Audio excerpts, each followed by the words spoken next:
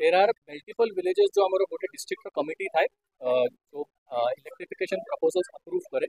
पूर्ण भी प्रपोजल गुड़े जगह पेंडिंग थिला एबे आमे टेकअप करके जस्ट लास्ट मासरे तरे सिग्नेचर करके आमे ऊपर पठाउछु डीपीएसओडीएल कॉर्पोरेट ऑफिस रे सेतिरे भी सरकार अप्रूवल आसिरा परे जो भी स्कीम थाए बिजु ग्राम ज्योति की अन्य स्कीम थाए सेतिरे कवर करबा पे मैं ऑलरेडी पठाई सा।